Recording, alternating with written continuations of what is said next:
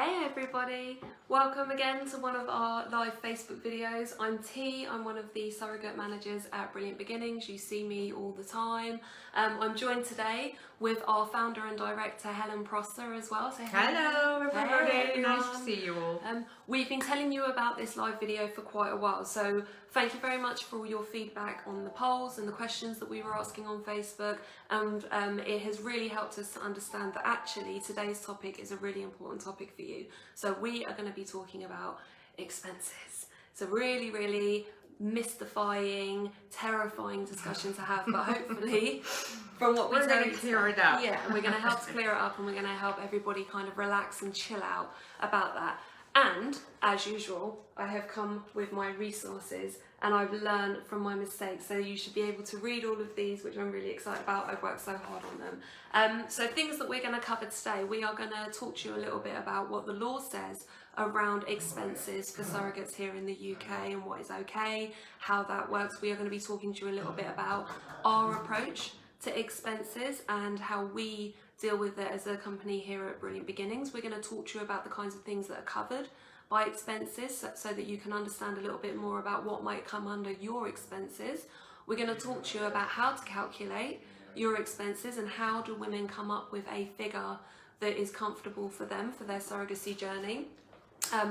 We're going to cover how your expenses might be paid for you and the different options that you have for those payments to be made. And then we're also going to show you some real life examples as well of actual surrogates that have come through the BB pathway and what their expenses were and how they came to that figure and how that was paid to them, so you can see how this would work in practice as well.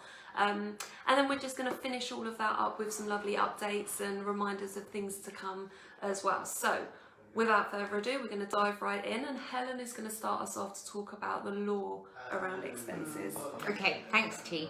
I guess the first thing to say is we do understand that the law is not fit for purpose, and so that really doesn't help with anyone when they're thinking about how to approach money.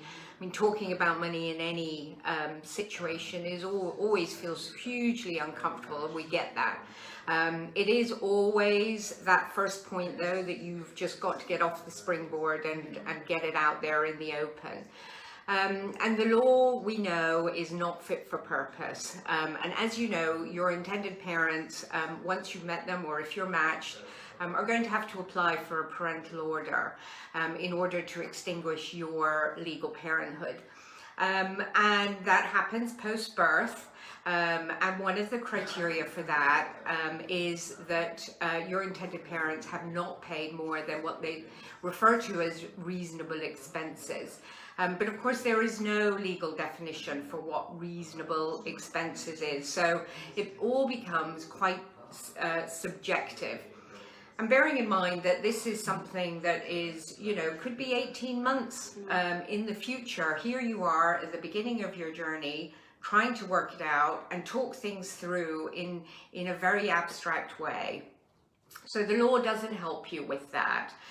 The first thing to really understand is that it is not illegal for you to be paying for your costs to be more than just expenses. It doesn't need to be receipted in any way.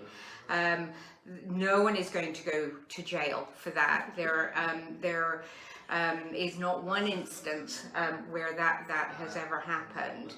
I think what you do want to make sure though is that the parental order process that happens after the baby is born isn't complex, it isn't tricky, it's not unraveling things that are going to make everyone feel uncomfortable. And that's why it's so important that you set things up right at the beginning. The way to work this is to understand that there is going to be this process that your IPs are going to go through at the end. I'm going to have to... Can you hear in the background? We have a noisy man talking in the background. If you on a hang business on call. just a minute.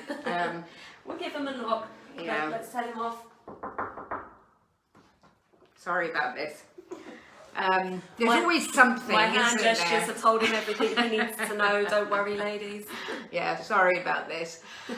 So yes, so the important thing is it is not a criminal offence to pay more than expenses, and that it part of your you're getting things started with your intended parents is that you are very clear about what your expenses might look like, but that also that you are not going to be breaking any law as a result of having established an amount that is not fully receipted and that actually reflects the acknowledgement and the benefits that you're doing as part of your journey.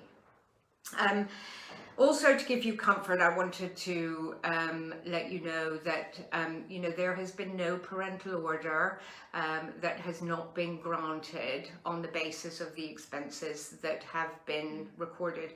We've worked with a number of intended parents who have gone overseas to find their surrogate, and in destinations like the US and other destinations, their surrogates are compensated. So there is an amount that is not acknowledging any expense that is raised, but is very clearly pure compensation.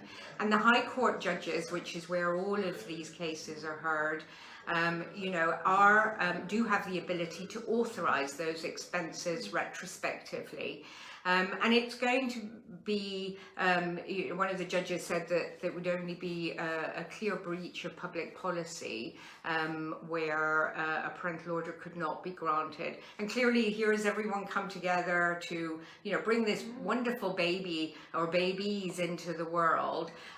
Intended parents have got the baby living with them. There isn't any issue around that. So there's no way that a court in the UK is not going to allow a parental order to be granted, so that the right parents are in fact the legal parents of the child. So that should hopefully give you a little bit of reassurance around the legal framework here. We are working extremely hard to get some better legislation, and as many of you will know, the Law Commission has undertaken a consultation and a review of the current legal framework, and they published a document last year that was incredibly helpful in terms of pushing our agenda and everyone in the UK's agenda to make surrogacy much more easy to navigate through.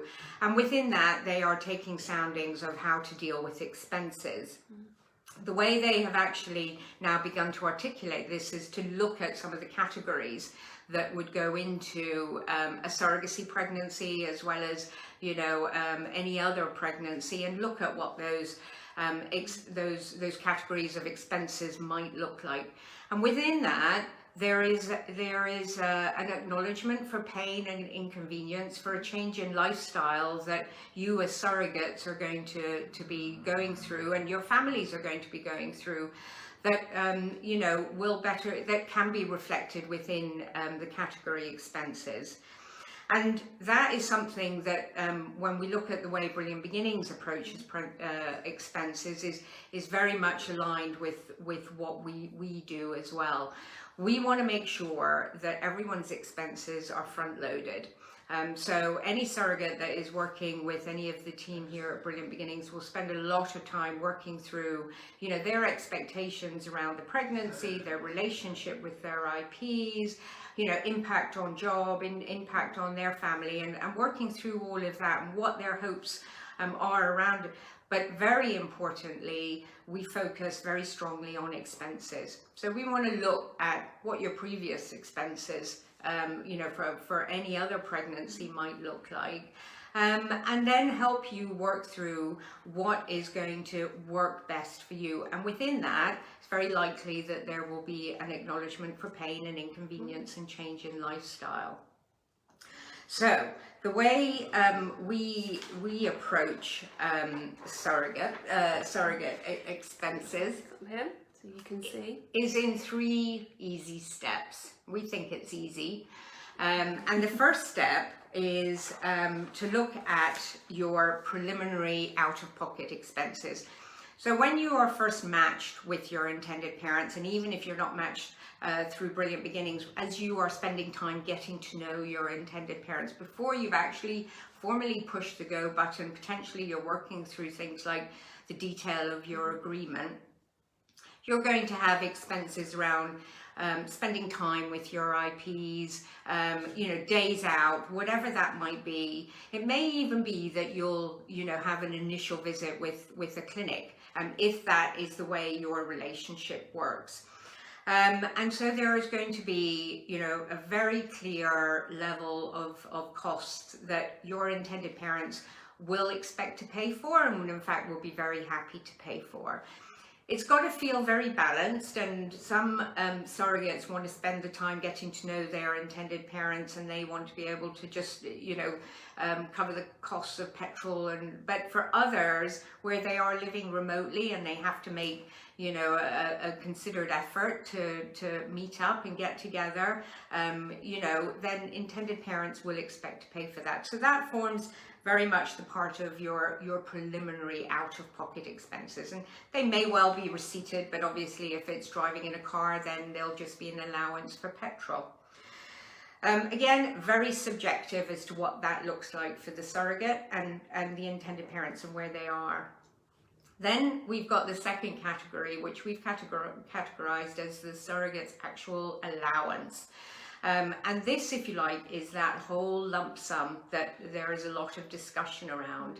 Now, there's a very broad range that we've seen. If it tends to be a friend and family member, it can be, a fairly small amount, maybe between £6,000 and £8,000. But we've also seen some surrogate expenses that will look like around 20,000. So this is your lump sum that you will set out at the beginning. This is what it's going to look like roughly for me to go through this pregnancy for you. So it's going to include things like all of your vitamins, all of your, your folic acid, your maternity clothes, extra childcare that you might need, particularly at the later stages, of your pregnancy, maybe additional after school clubs, if that works out. It's also going to reflect additional childcare or help in the home that you might feel you need.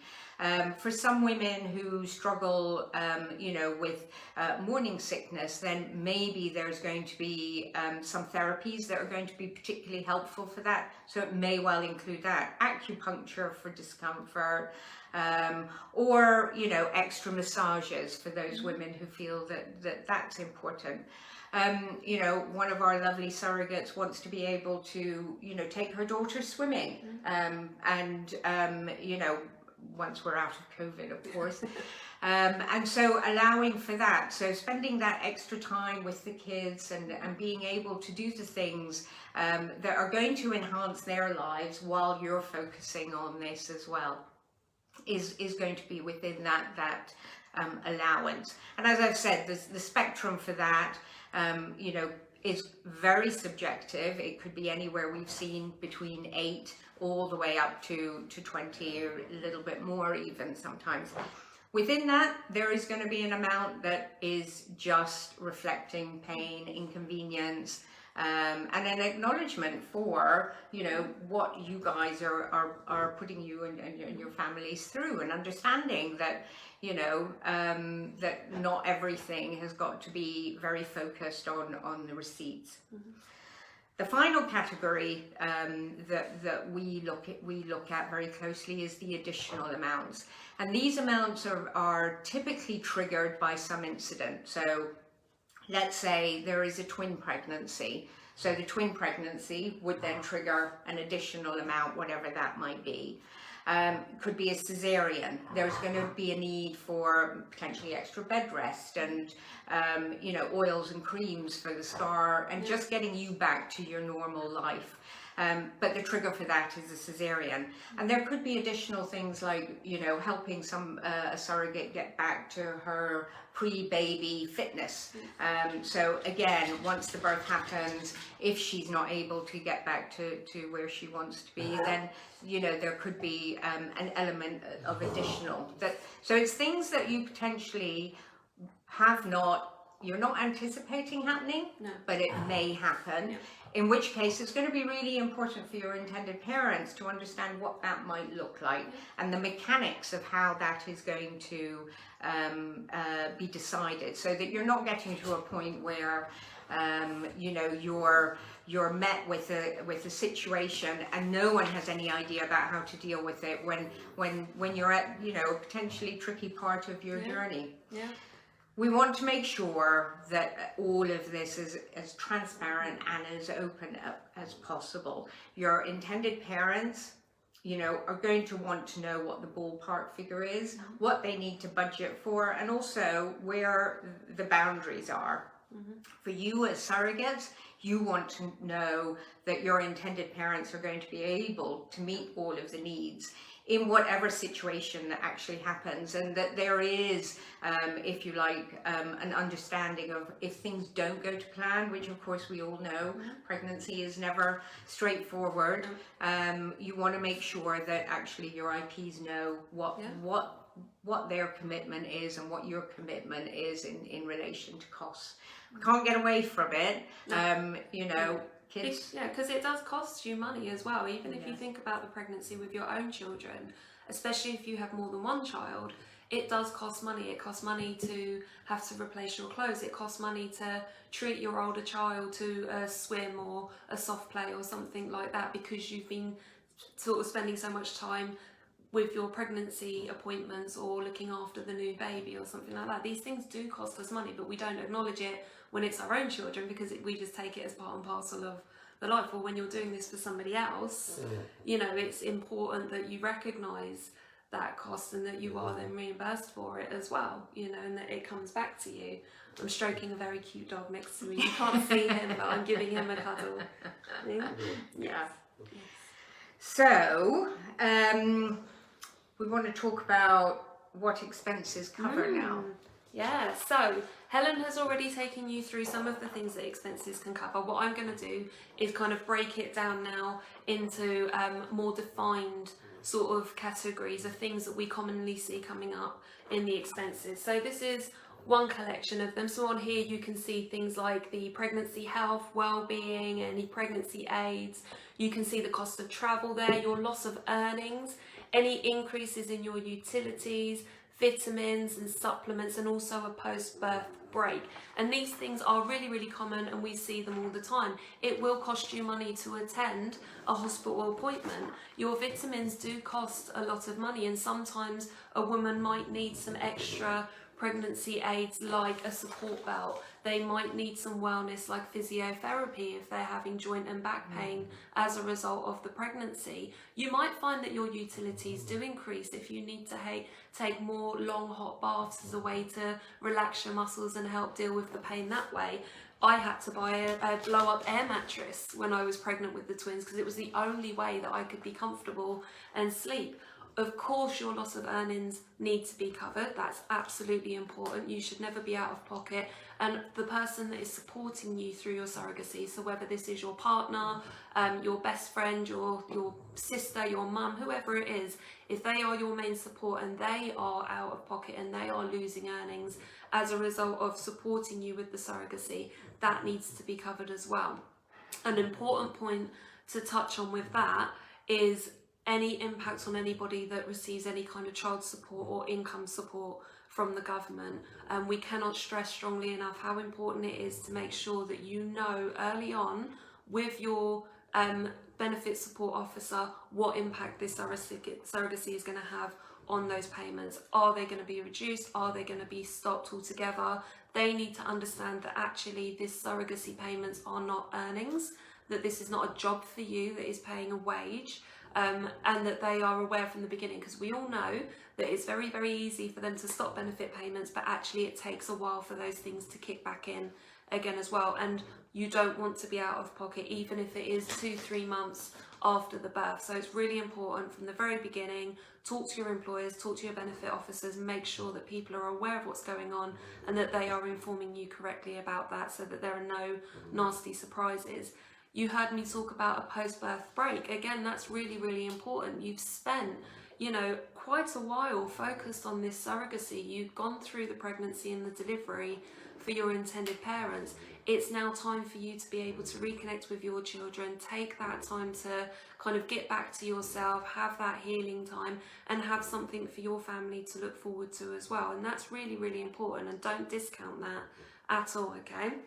Another thing that might be included as some of your expenses, you can see up here, it might be the cost of food. Certainly maternity clothes might be included. Any home care or help that might be needed could be included. Your personal care, like creams that Helen spoke about, could be there as well.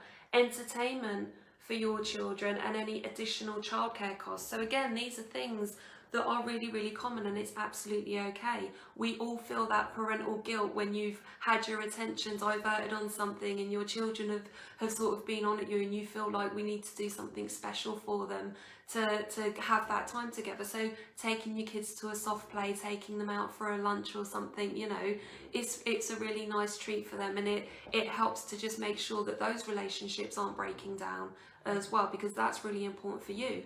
With the food, we are just going to eat more as pregnant women. We do. You know, if you're having twins, you might eat a little bit more. It might be that you decide to go on a special diet and you might go vegetarian, or you might go dairy free, and therefore the alternatives that you're buying cost a little bit more money as well. And that is absolutely okay.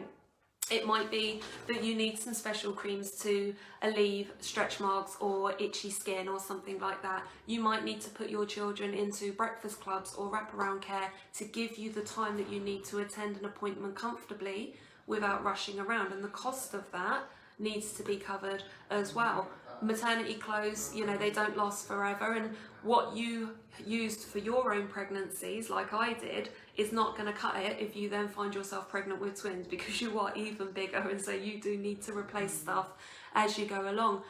If you find yourself in your pregnancy, you know, quite large with achy muscles, achy joints and stuff, having a cleaner come in a couple of times a week is going to be a real help to you. And that's not cheeky to ask for that help. You know, your home life is as important as everything else that is going on as well. So asking for that support and factoring that in is really, really important as well.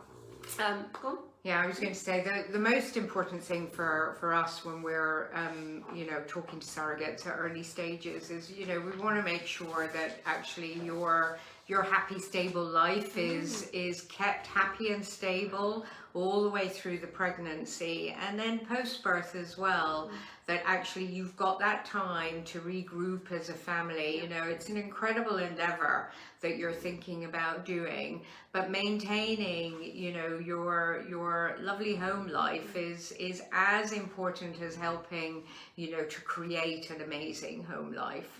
Yeah, absolutely, I agree. I say it all the time, and I feel like it's one of like T's catchphrases that I say a lot, but you know, you want to look back on this experience in years to come when your surrogate babies are asking questions about, you know, their origins and stuff.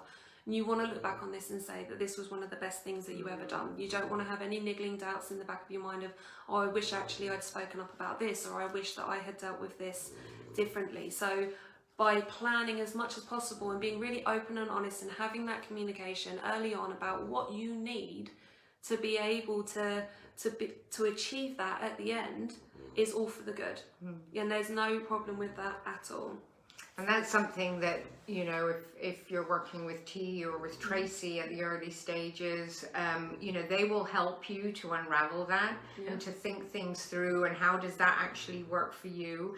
And then once you're matched, your client manager is always there to kind of pick up the phone and work out, you know, oh, this has happened, how does that work? And, you know, you will have a surrogacy agreement that's got all of your expenses outlined, but we want to make sure that that's as accurate as possible. And that's where T and Tracy will really be able to help you with that. Yeah, definitely. And I think the last point on kind of what to include in the expenses as well to keep in mind is that your intended parents want you to be safe. They want you to be comfortable. They don't want to detract from your families at all, you know, so they are happy to look after you and to provide that care, and they expect to do that as well, you know, so don't ever feel like you are being cheeky or asking for too much or anything like that, because that's what we're here to help you navigate through. Okay, but we want you to be safe and we want you to be happy as well. So then that leads into the next question of, well, if you think you know what your expenses are and you know that there may be some loss of earnings and stuff, how do you go about calculating this? How do you calculate, you know, what you're going to need to provide entertainment for your children and things like that? We do have, for our Brilliant Beginning surrogates, we do have a document that we use that helps the woman to break those expenses down and to calculate that. Anybody could really draw up a document of their own. If you're quite handy with an Excel spreadsheet, then you can very easily work out what your annual salary is or your monthly benefit payments. How does that break down to a weekly payment? How does that break down to a daily expense? So that you can very easily with some things say, okay, this is how much it will cost me to miss 1 day of work or 2 days of work. With things like home help and a dog walker service, or with a gardener or something like that, it's having a think about, well, how often would you expect to make use of that service, possibly in a week? And for how many weeks of the pregnancy might you think about using that? Is it something that you would want throughout the whole pregnancy to have that reassurance? Or is it something that you would expect for the later parts of the pregnancy? So again, by knowing how much it costs for a single part of that service, you can then calculate that up and multiply it to cover the rough amount that you think you will use. And again, there's no hard and fast. If you say that you're going to have a cleaner visit you know, once a week for 10 weeks, but actually you only use her for 8 or them for 8, nobody's going to come knocking on your door saying, well, actually, you know, there's 2 days worth of cleaning that you owe. It's not going to be like that. This is giving a good guess amount of what you think this is going to cost you. You can calculate things like additional childcare again by taking the base unit rate. How much do they charge per session? How many appointments, if it's a standard pregnancy, would you expect to have? And then calculating that up. And a lot of this we take influence from our own pregnancies as well. Have you had very straightforward pregnancies in the past? If so, there's no reason to think that a surrogacy pregnancy would be more risky for you or require more enhanced medical intervention. And so you can use your own previous experiences to have a really good guess about what's going to come up. I've had previous physiotherapy in pregnancies. It's possible that I might have physiotherapy again during my next pregnancy. So you can use your previous experiences to calculate that as well. And that can also include, you know, how much do you think would a post-birth break cost you? What does a post-birth break, that's a real tongue twister, you know, what does that look like to you? Are you looking at a week away in a cottage somewhere? Are you looking at a weekend visit? What kind of entertainment do you normally provide for your children? And so you can take stuff that you know very easily yourself, you pay for a lot of this stuff generally, and you can start implementing that into a kind of 40-week period for a pregnancy, and the weeks for the treatment as well. But we are here to guide you through all of that. So if we feel like you are under-calculating yourself and that actually you're not considering things properly, or if some of the calculations don't quite add up and maybe you have miscalculated your loss of earnings for a day, we will advise you on that. And that's why we have our Brilliant Beginnings document to help make sure that it's really, really clear, really, really easy to follow as well. Have I missed anything? No, that's about right. Yeah. And so then that naturally leads itself onto this thing of, well, how do expenses get paid? And you have options, you have choices for how you approach that. Some people will be like me. I am actually quite bad at remembering stuff, so for me it works really well to just have a very standard payment plan. I don't mind telling you that my payment plan for both of my surrogacy journeys has been that I get a certain amount paid to me when I begin my treatment. I get a certain amount paid to me upon a positive pregnancy test, and once that pregnancy test is followed up by a scan with the clinic that confirm that the pregnancy is established, I will then get a monthly amount throughout the pregnancy that breaks down my expenses, and if the baby delivers early, then any outstanding payment is made after the birth has happened. And that means that I don't have to remember to remind anybody to pay anything into my bank account. I don't have to think about collecting receipts because I'm just not that organised at all. But some people are. Some people would like to itemise what they're accumulating as their expenses, and they would like to have it paid to them on the basis that as the expense occurs, that they are then reimbursed for that, and that is absolutely fine if that's what makes you feel comfortable and you are organised to be able to facilitate that process, then that's great as well. There are the other options, isn't there, of sort of spaced out payments. Yeah, I mean, we've seen kind of a whole spectrum. I would say the majority are the way that T's explained it. We've seen where actually some teams prefer kind of quarterly payments, or others that have very small payments. So let's say the amount agreed was 15,000, and they have worked out that they will have like 5% each month, and then kind of the balance on registration of the baby's birth. But most typically we would see that people would agree, you know, say, using another example of 15,000, say £1,000 at the start of treatment. So that would be the point where you know, you would be taking meds, and then another £1,000 at confirmation of a positive pregnancy test, and that can either be a clinic scan or it can also be a blood test. So that second $1,000 could happen quite quickly, you know, if it's you know, a positive pregnancy after your first transfer. And then the balance of that 13,000 of the 15,000 just spaced out monthly in 8 equal installments that gets paid in directly into your bank account. Somebody has asked a question about what happens if you miscarry. And again, this is one of those trigger allowances, if you like, where if someone miscarries at a late stage, it may be that you know, if they have to go through the full delivery, that there may be like an additional payment to understand how you go through that. Most typically, what we would see is if it is a miscarriage at a very early stage, then if you've got that monthly amount coming into your account, then that amount just then stops at that point. And then you go right back to the beginning again if you agree that you're going to do another cycle or another attempt, and things will start in exactly the same way. So £1,000 at start of treatment, £1,000 at positive pregnancy test, and so on.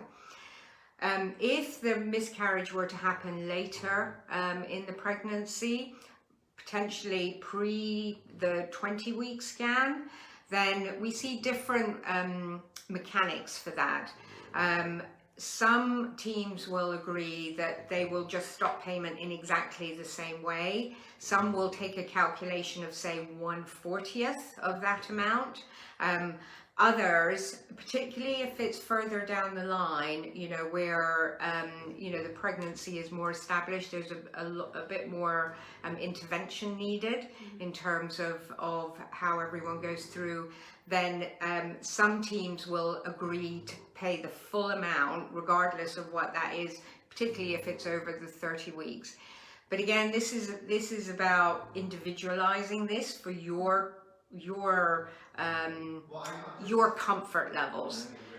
You know, everyone, particularly at a late term miscarriage, or if there's an issue found later on, you know, is in an incredibly vulnerable place. And you absolutely do not want to be talking about the nitty-gritty of money at that stage. So working that out right at the beginning, you know, does it work best for you if it's, you know, 1/40th, or you agree that you're just going to pay to the end of that particular month, or however you're agreeing with the installments, or is it going to be that there is going to be a point in the pregnancy where you are going to have to go through the full-blown delivery, in which case, you know, the full amount becomes appropriate.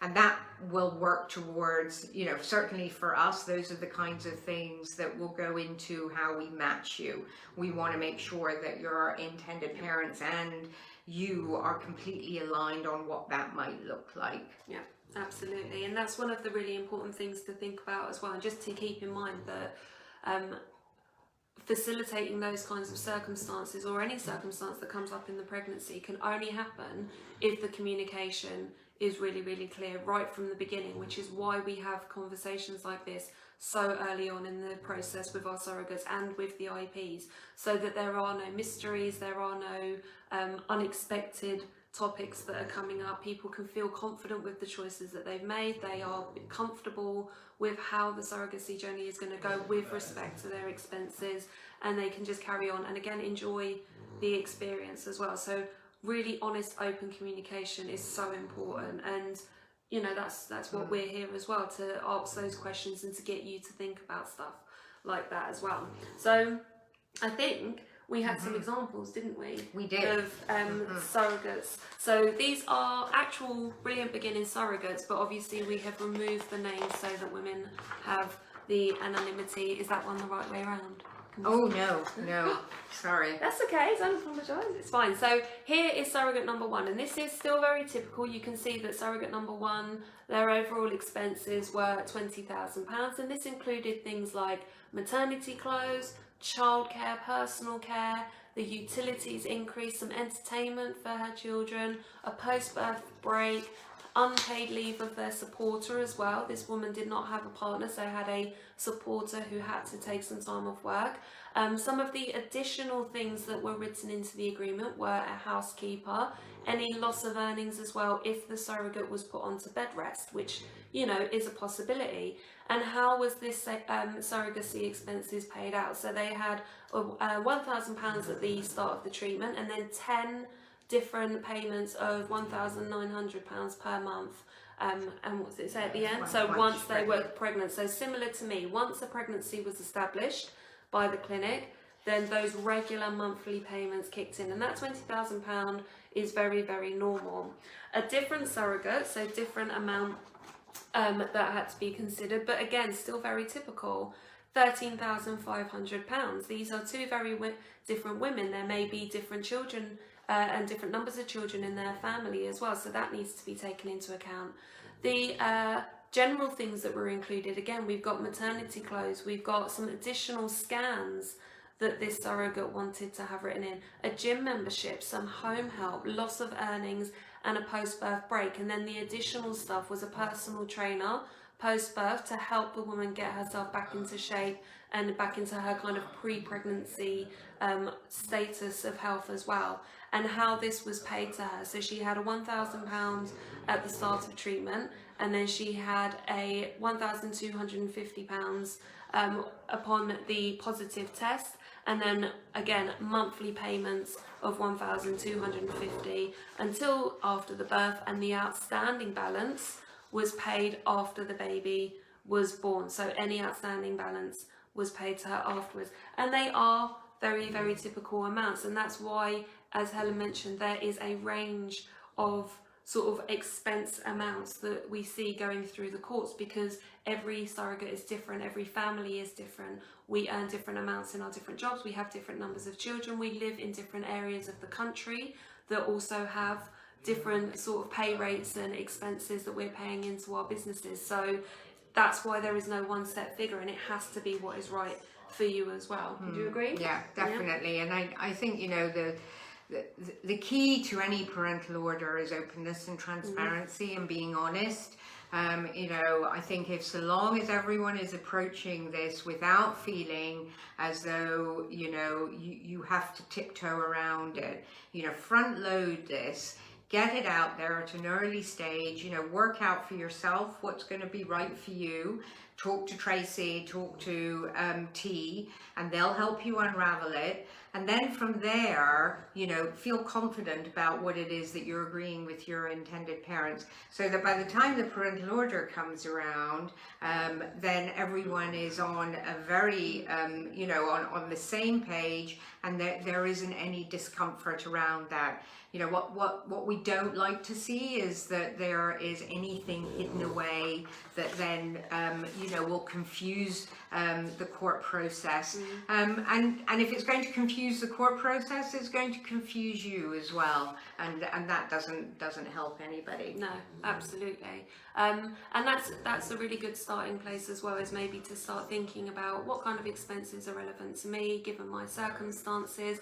Well, what kind of expenses would I cover in my main allowance? So that main part that we use in Brilliant Beginnings that covers the bulk of the kind of known pregnancy expenses. Some of those preliminary, I can't say that word, preliminary costs of getting to know your intended parents, whoever they may be, but also thinking about some of those additional costs that are triggered by something. So they may happen, but they may not happen, and it requires an event that then would kick those into gear. Did we have anything else that we wanted to talk through with them today? I don't think so. We've loved being here with you. Yeah. The very last thing that we wanted to say is obviously you can contact us, you can drop me an email, you can message me via Facebook, you can message Tracy as well, you can email us via the website if you had any specific questions. We are always happy to talk with you in a way that is comfortable for you, though I do love a good Zoom call or a telephone call or something like that. So please do send your questions to us if anything has come on the back of this video, and also just to let you know to look out for a post that's coming up soon from Tracy, who is going on a road trip. So if anybody who is in the process of a surrogacy with us would be, or you are making an application and really would like a meetup, would like to have a cup of coffee and a chat, have some questions that maybe Tracy could answer, remember she has been a surrogate herself, then let us know and we'll see if we can't get her out to you while she's on her road trip as well. It would be lovely if we could get to see everybody. That would be great. Yeah. But otherwise, keeping in mind COVID and social distancing. Yes, of course, it's got to be what you're comfortable with. Yeah. And that's it, guys. Thank you so much for joining us. We look forward to seeing you again soon. Yeah. Take care. Bye-bye. Bye. Hope it's helpful. Bye-bye.